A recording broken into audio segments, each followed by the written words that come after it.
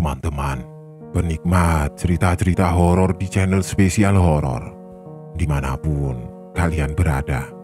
Salam sehat dan sukses selalu buat kalian semua. Kali ini, Mimin akan membawakan sebuah cerita horor dari akun Twitter @horor psikologis yang berjudul Kulkas Horor. Buat kalian yang sudah penasaran dengan ceritanya, langsung saja selamat menyimak. Kalau kalian benar-benar berani. Keluarga Pak Wijaya baru saja pindah ke rumah baru di pinggiran kota. Rumah itu kecil namun nyaman dengan halaman yang cukup luas bagi putri mereka, Rina, yang masih kelas 2 SD untuk bermain sepuasnya. Di hari pertama kepindahan mereka, Pak Wijaya dan Bu Ningrum istrinya sibuk menata perabotan, sedangkan Rina tampak asik berlarian di halaman. "Rumah ini sempurna, Mas," seru Bu Ningrum sambil menatap ruang tamu yang mulai rapi. "Aku senang, akhirnya kita punya tempat sendiri." Pak Wijaya tersenyum sambil mengangguk. "Iya, aku juga tidak sabar untuk merasakan malam pertama di sini." Tidak lama kemudian, terdengar suara mobil truk berhenti di depan rumah. Seorang pria kurus turun dari truk dan mengetuk pintu. Pak Wijaya bergegas membukanya. "Permisi, Pak Wijaya, saya mengantarkan kulkas dari teman Bapak, Pak Tono," ujar si pengantar sambil menunjukkan dokumen. "Oh iya, terima kasih, masuk saja," jawab Pak Wijaya dengan ramah, lalu membimbing pria itu ke dapur. Kulkas itu besar, mengkilap, dan terlihat sangat modern. Bu Ningrum yang melihatnya dari kejauhan langsung menghampiri dengan mata berbinar. "Wah, ini lebih bagus dari yang aku bayangkan," katanya sambil meraba-raba permukaan kulkas. "Temanmu sangat baik ya, kulkas ini pasti mahal." Pak Wijaya tersenyum kecil. "Iya, katanya ini hadiah untuk kita karena akhirnya bisa pindah rumah. Aku juga heran kenapa dia begitu dermawan. Meskipun dia bilang kulkas ini tidak 100% baru dari toko, tapi dia bilang kondisinya sangat bagus seperti baru. Jadi dia berani memberikannya kepada kita daripada tidak terpakai di rumahnya." Setelah para pengantar pergi, Bu Ningrum langsung membuka pintu kulkas. "Lihat, ruangnya luas sekali. Kita bisa menyimpan banyak makanan di sini," katanya sambil tersenyum lebar. Rina yang penasaran mendekati kulkas itu dan menepuk-nepuk pintunya. "Kulkasnya besar sekali, Mah. Apa nanti isinya banyak es krim ya?" tanya Rina dengan mata berbinar. Bu Ningrum tertawa kecil. "Tentu saja sayang, tapi tidak setiap hari ya." Pak Wijaya menutup pintu kulkas dan menghela nafas panjang. "Baiklah, sekarang saatnya belanja makanan. Kita harus mengisi kulkas besar ini." Keesokan harinya, setelah kulkas diisi dengan beragam bahan makanan, hal-hal aneh mulai terjadi. Makanan yang seharusnya habis secara ajaib kembali dalam jumlah penuh. Suatu pagi, Bu Ningrum membuka kulkas untuk mengambil sebotol susu yang ia yakin sudah diminum Rina sebelumnya. "Pak, kamu ingat tidak? Kita minum susu ini tadi malam?" tanya Bu Ningrum dengan dahi berkerut. Pak Wijaya yang sedang duduk di meja makan menoleh dan mengangkat bahu. "Iya, kan Rina juga minum." "Kenapa?" "Saya yakin botolnya hampir habis," jawab Bu Ningrum, mengangkat botol yang sekarang tampak penuh kembali. Pak Wijaya berdiri dan menghampiri istrinya. "Mungkin aku salah ingat, tapi kalau benar begitu, aneh juga ya." Bu Ningrum tertawa kecil, meskipun masih merasa ragu. "Ya sudahlah, mungkin kita salah hitung." Namun, keanehan itu tidak berhenti pada botol susu. Beberapa hari kemudian, Buningrum menemukan bahwa roti yang dia simpan di kulkas kembali utuh, meskipun seharusnya sudah habis dimakan. "Ini tidak mungkin salah lagi, Pak. Roti ini habis kemarin," katanya dengan nada bingung sambil memegang roti yang terlihat baru. Pak Wijaya yang sedang membaca koran di meja dapur melirik ke arah roti tersebut. "Mungkin kita beli 2 bungkus dan kamu lupa, Bu." "Pak, aku yakin ini hanya ada 1 bungkus." Buningrum mulai kesal. "Kamu tidak merasa ini aneh?" Pak Wijaya menatap istrinya, mencoba meredakan kekhawatirannya. "Mungkin kita terlalu lelah karena pindahan. Ayolah, kita bersyukur saja, tidak perlu belanja terlalu sering." Meskipun demikian, Buningrum tidak bisa mengabaikan firasatnya yang buruk. Namun, karena makanan itu terus muncul, mereka tetap menikmatinya. Toh, siapa yang akan menolak keajaiban kulkas yang selalu terisi? Setiap pagi, Buningrum terbangun dan mendapati kulkas mereka selalu penuh. Roti, buah, sayuran, dan bahkan daging segar seolah-olah muncul begitu saja di dalamnya. Awalnya, hal ini terasa seperti berkah bagi keluarga Pak Wijaya. Namun lama-kelamaan keanehannya mulai membuat mereka bertanya-tanya. Suatu pagi, Buningrum membuka kulkas dan melihat sepotong daging segar yang jelas-jelas tidak ia beli. Ia mengernyit bingung, kemudian memanggil Pak Wijaya yang sedang duduk di meja makan. "Pak, kamu beli daging ini kemarin?" tanya Buningrum sambil menunjukkan daging itu. Pak Wijaya mengangkat alisnya. "Daging? Tidak, aku tidak ingat beli daging. Bukannya kita mau belanja minggu depan?" Buningrum menghela nafas bingung, lalu meletakkan daging itu di atas meja. "Ini makin aneh. Roti yang kita makan kemarin juga tiba-tiba utuh lagi pagi ini. Siapa yang mengisi kulkas ini?" Pak Wijaya menggaruk kepalanya, mencoba memikirkan penjelasan yang masuk akal. "Mungkin kita lupa kalau masih ada persediaan. Atau mungkin kita tanpa sadar belanja lebih banyak." Buningrum menggeleng.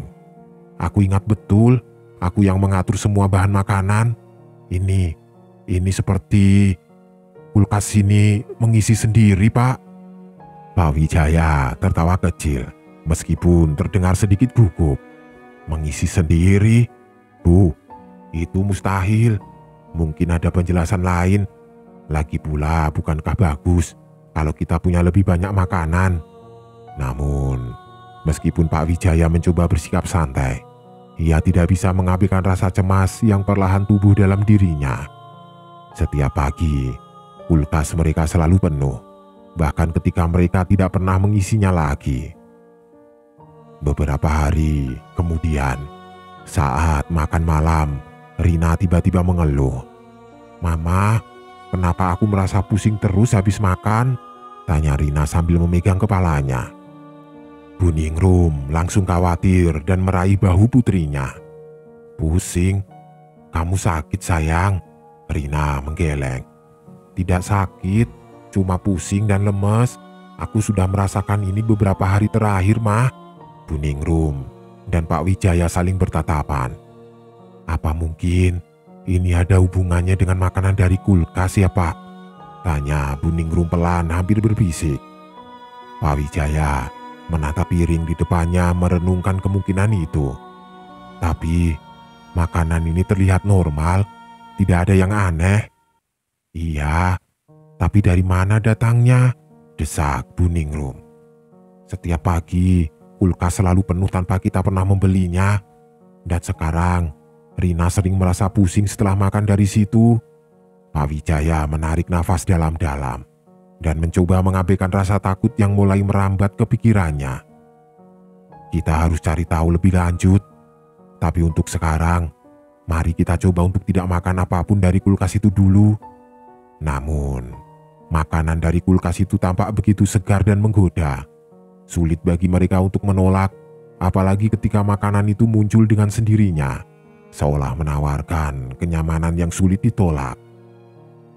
Malam itu, saat Bu Ningrum sedang mencuci piring, Pak Wijaya duduk merenung di ruang tamu. Kulkas yang selalu terisi sendiri mulai menghantuinya, menciptakan rasa cemas yang tidak bisa ia jelaskan. "Aku rasa ada sesuatu yang tidak benar dengan kulkas itu," gumam Pak Wijaya dalam hati.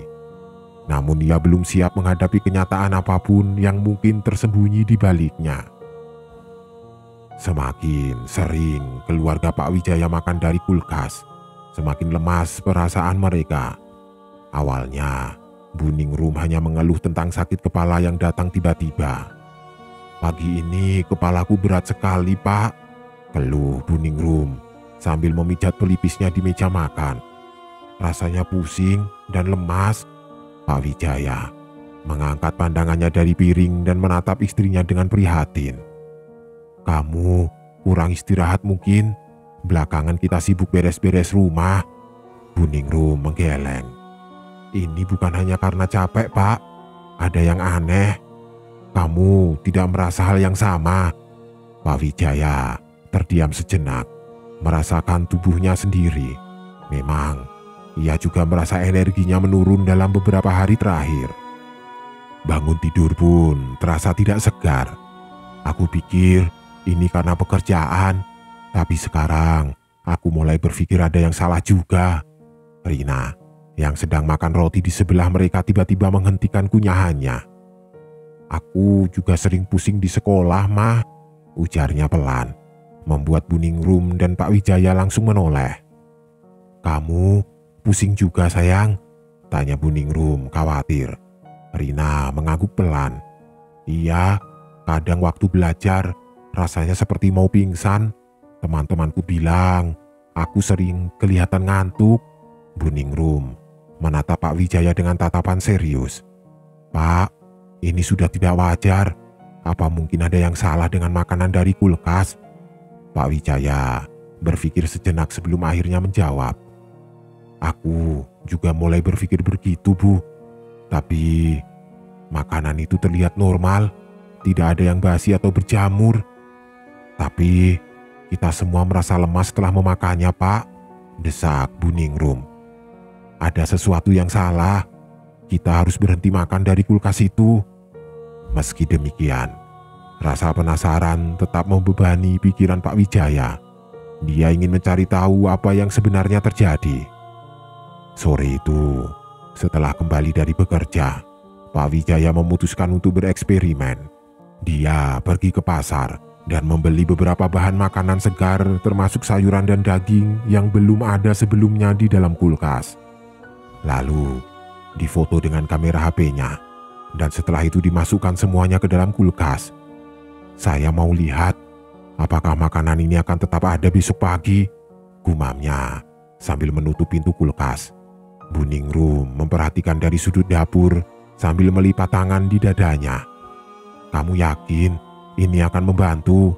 Pak Wijaya menoleh dan mengangguk. "Kalau makanan ini hilang juga, berarti kita pasti ada di tengah masalah yang lebih besar dari sekedar makanan yang muncul begitu saja." Keesokan paginya, Bu Ningrum membuka pintu kulkas dengan hati-hati sambil menahan nafas. "Pak, lihat ini," serunya kaget. Pak Wijaya segera berlari ke dapur. Saat melihat isi kulkas, ia merasakan kengerian perlahan menjalar. Makanan yang ia beli kemarin hilang, digantikan oleh makanan yang kembali muncul sendiri. Buah-buahan, sayuran, dan daging yang sama seperti sebelumnya, yang berbeda dengan apa yang kemarin dia beli sendiri di pasar. Berkali-kali dia mengecek di galeri HP untuk melihat apa saja yang dia beli kemarin, dan hasilnya tidak ada satupun bahan makanan yang dia beli yang masih tersisa di kulkas, tergantikan dengan yang baru. Sama seperti kejadian-kejadian sebelumnya. "Ini tidak mungkin," bisik Pak Wijaya dengan nada panik. "Semua makanan yang aku beli hilang begitu saja. Apa yang sedang terjadi?" Bu Ningrum menatap suaminya dengan mata penuh kecemasan. "Kita harus hentikan ini, Pak. Ada sesuatu yang salah dengan kulkas ini. Aku merasa Semakin hari kita makan dari sini tubuh kita semakin melemah. Pak Wijaya menghela nafas panjang. Wajahnya penuh kebingungan. Tapi bagaimana kita bisa menghentikannya? Kulkas ini seolah-olah hidup. Bu Ningrum hanya menggeleng pelan. Tidak tahu harus berkata apa lagi.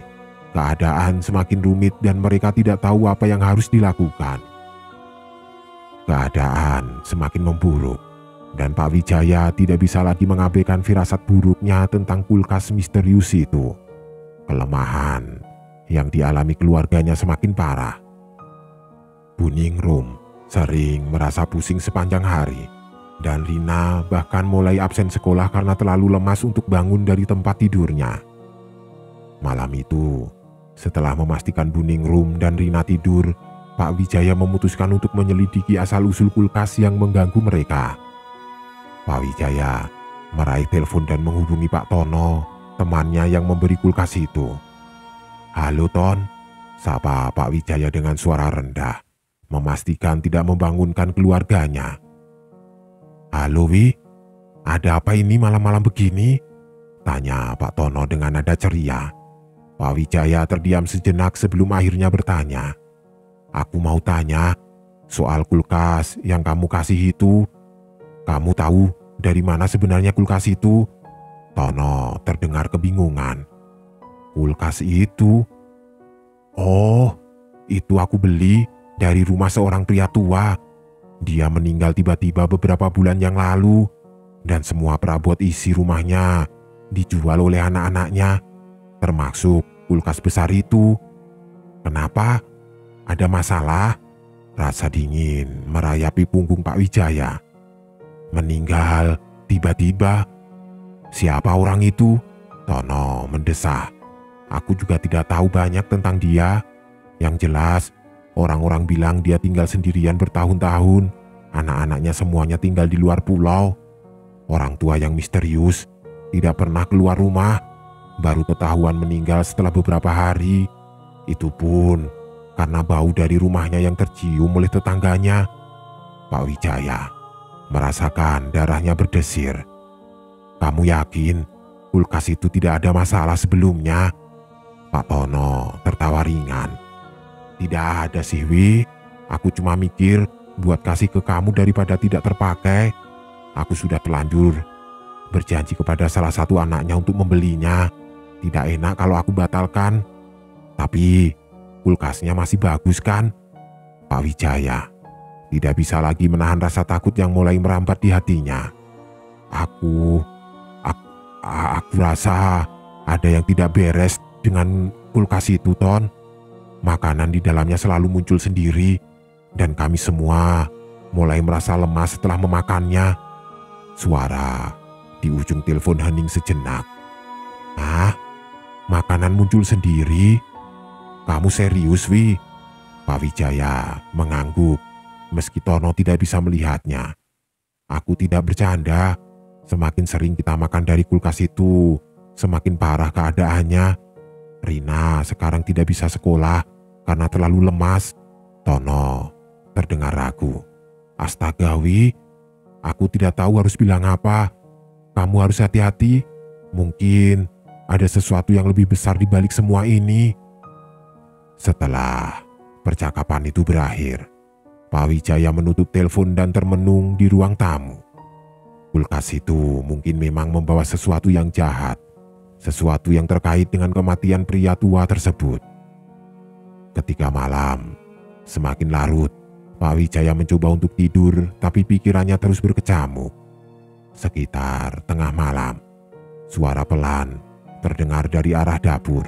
Pak Wijaya membuka matanya lebar-lebar berusaha meyakinkan dirinya bahwa itu hanya imajinasi. Namun, suara itu semakin jelas, suara desahan atau bisikan. Ia merasa jantungnya berdetak kencang. Bu Ningrum tiba-tiba terbangun dan menatap Pak Wijaya yang duduk tegang di tempat tidur. "Kamu dengar itu, Pak?" bisik Bu Ningrum dengan mata yang penuh ketakutan. Pak Wijaya mengangguk perlahan. "Iya, suaranya dari dapur. Mereka berdua saling memandang dalam kegelapan, takut tapi penasaran. Pak Wijaya berdiri perlahan dan berbisik, "Aku akan cek, kamu tetap di sini." Bu Ningrum meraih lengan Pak Wijaya menghentikannya. "Jangan Pak, aku takut." Pak Wijaya menatap istrinya dan meyakinkan dirinya sendiri untuk tidak menunjukkan ketakutan. "Aku harus cari tahu Bu, kulkas itu mungkin ada sesuatu di dalamnya." Dengan langkah pelan dan hati-hati, Pak Wijaya berjalan menuju ke dapur. Suara desahan semakin keras saat ia mendekat. Kini ia yakin suara itu berasal dari dalam kulkas. Tanpa sadar, kakinya mundur selangkah, merasakan ketakutan yang belum pernah ia rasakan sebelumnya. Pak Wijaya meraih gagang pintu kulkas dan menariknya perlahan. Namun, begitu pintu kulkas terbuka, suara desahan itu hilang seketika, meninggalkan keheningan yang mencekam. Di dalam kulkas, makanan tampak biasa saja, tetapi Pak Wijaya tahu ada sesuatu yang lebih dari sekedar tampilan normal. Apa yang sebenarnya ada di balik kulkas ini? Pikirnya dalam hati sambil menutup pintu dengan tangan gemetar. Keluarga Pak Wijaya sudah mencapai puncak ketakutan mereka. Setelah kejadian-kejadian aneh yang terus terjadi, mereka memutuskan untuk berhenti makan dari kulkas itu. Malam itu, Pak Wijaya dan Bu Ningrum duduk di ruang makan berbicara dengan nada serius. "Kita tidak bisa terus begini, Bu," kata Pak Wijaya dengan suara pelan. Matanya menatap lurus ke arah kulkas yang diam di sudut dapur. "Makanan yang keluar dari kulkas ini bukan normal. Kita harus buang semua yang ada di dalamnya." Bu Ningrum mengangguk lemah. "Aku juga setuju, Pak. Rina semakin lemas dan aku tidak tahu berapa lama lagi tubuh kita bisa bertahan. Besok pagi kita singkirkan semuanya, Bu," lanjut Pak Wijaya. "Kita akan bersihkan kulkas itu dan kalau perlu kita buang kulkasnya sekalian." Keesokan harinya, dengan rasa tekad yang bercampur ketakutan, mereka membuka pintu kulkas. Namun, apa yang mereka temukan membuat jantung mereka hampir berhenti. Bu Ningrum mundur beberapa langkah, menutup mulutnya untuk menahan mual. "Ya Tuhan, Pak, lihat ini." Makanan yang sebelumnya terlihat normal, kini berubah menjadi busuk, mengeluarkan bau menyengat yang memualkan. Cairan hitam pekat mengalir dari rak-rak kulkas, menetes ke lantai dengan suara menjijikkan. Buah-buahan yang dulu segar, kini mengerut penuh jamur. Potongan daging yang selalu muncul sendiri kini membusuk parah, seakan sudah berusia bertahun-tahun. Pak Wijaya menatap pemandangan itu dengan ngeri. Ini tidak mungkin. Bagaimana bisa semua makanan berubah secepat ini? Tiba-tiba, Bu Ningrum pingsan di samping Pak Wijaya. Tubuhnya terkulai lemas ke lantai dan Pak Wijaya segera berlutut mencoba menggoyangkan tubuhnya. "Bu, bangun Bu!" Seruan paniknya memenuhi dapur. Tetapi Bu Ningrum tidak merespon, wajahnya pucat dan nafasnya lemah. Saat Pak Wijaya berusaha menolong istrinya, dia merasakan getaran aneh dari kulkas. Getarannya semakin kuat hingga pintu kulkas berderak. Pak Wijaya mendongak dengan mata penuh teror. Dari dalam kulkas, sesosok bayangan besar mulai muncul, bentuknya samar tapi jelas mengerikan. Sosok itu seperti kabut hitam pekat yang menyedot udara di sekitarnya. Dan lebih menyeramkan lagi, bayangan itu bergerak mendekati tubuh Bu Ningrum yang tidak sadarkan diri. Jangan sentuh dia!" Pak Wijaya berteriak, meski ia tahu itu sia-sia. Bayangan itu tampak seolah-olah sedang menyerap energi dari tubuh Bu Ningrum, membuat Pak Wijaya merasakan ketakutan yang tidak pernah ia alami sebelumnya. Dengan seluruh kekuatan, Pak Wijaya bangkit dan meraih pintu kulkas. "Tidak, aku tidak akan membiarkan ini terjadi." Dia menarik pintu kulkas dengan sekuat tenaga, berusaha menutupnya meskipun perlawanan dari bayangan itu semakin kuat. Kulkas itu bergetar hebat, seperti melawan usaha Pak Wijaya. "Ayo, tutup, tutup!" Pak Wijaya mengerang, menggertakkan giginya. Dengan dorongan terakhir yang penuh ketegangan, pintu kulkas itu akhirnya tertutup dengan bunyi keras. Getaran dan suara aneh itu berhenti seketika, meninggalkan kesunyian yang menakutkan. Pak Wijaya terengah-engah, nafasnya berat, sementara keringat mengalir di dahinya. Dia menatap kulkas itu dengan rasa takut yang mendalam. Namun, ia tahu ini belum selesai. "Kita harus menyingkirkan kulkas ini, Bu," bisiknya, meskipun Bu Ningrum masih belum sadarkan diri. Keesokan harinya, setelah usaha keras untuk mengeluarkan kulkas dari rumah, Pak Wijaya dan beberapa tetangga akhirnya berhasil menyingkirkannya. Kulkas itu dibawa ke tempat pembuangan sampah dan barang bekas. Namun, meski kulkas itu sudah tidak ada, keluarga Pak Wijaya masih belum merasa aman. Kesehatan mereka belum sepenuhnya pulih. Bu Ningrum sering terbangun di malam hari, terengah-engah seolah-olah baru saja melawan sesuatu dalam mimpinya. Rina masih lemas, meskipun perlahan membaik. Pak Wijaya sendiri merasakan perasaan aneh, seolah ada sesuatu yang terus mengawasinya. Malam demi malam, meskipun kulkas itu sudah lama pergi, mereka masih merasakan kehadirannya. "Apa kamu juga merasakan, Bu?" tanya Pak Wijaya suatu malam, ketika mereka berdua duduk di ruang tamu dalam keheningan. Bu Ningrum hanya mengangguk, wajahnya murung. "Sesuatu masih ada di sini, Pak. Sesuatu dari kulkas itu masih mengintai kita," ucap Bu Ningrum pelan. Suaranya nyaris tenggelam dalam ketakutan yang mereka rasakan.